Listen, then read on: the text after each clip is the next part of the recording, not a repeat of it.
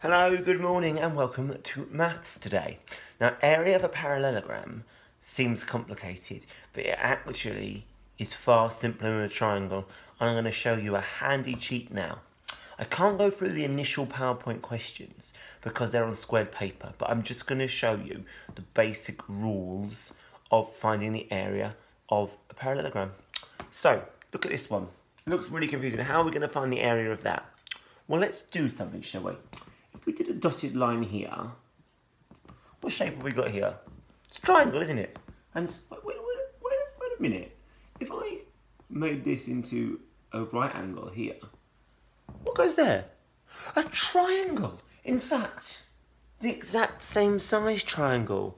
So wait a minute. If I then remove this part, what's that I've got, you say? A rectangle? That's all it is. Finding the area of a parallelogram is the same as finding the area of a rectangle. So let's go on to the one with exact measurements. So we know that the base is 7 centimetres, the height is 3 centimetres, and the width is 4. As I taught us with triangles, there's actually one we don't need here. Well, if we are basing it on a rectangle, we don't need this diagonal length. We only need the along and up lengths. So let's get rid of that and then think back to what we did up here. There's a triangle there. So that triangle will fit exactly in here. So it's as if that bit's not there. So all we have to do is 7 multiplied by 3. It's as simple as that. 7 centimetres times 3 centimetres, well that would be 21. And as its area, it's centimetres squared.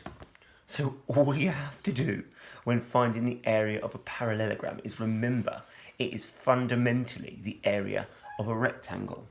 And all you're doing is length times height. Just remember you're going not for the diagonal one, you want the straight up one. On the ones initially with the squares, all you have to do is what I've told you up here. Just take off one section, well, take off the triangle on one side of the parallelogram and put it here to make the rectangle. Then count the squares that are in it. You will be absolutely super at this. Email me with any concerns. If you only get as far as the fluency, remember that's the important part. Getting that grip on it. If you can have a go at some reasoning questions, I'll be really super impressed. But just getting your head around areas of parallelograms will be enough for me for today. If you do choose to do the homework, which I would recommend, you've got areas of triangle and area of parallelogram, so it's pushing your learning and understanding even further. Have a super day, crack on with your maths, I'm really proud of you, see you later.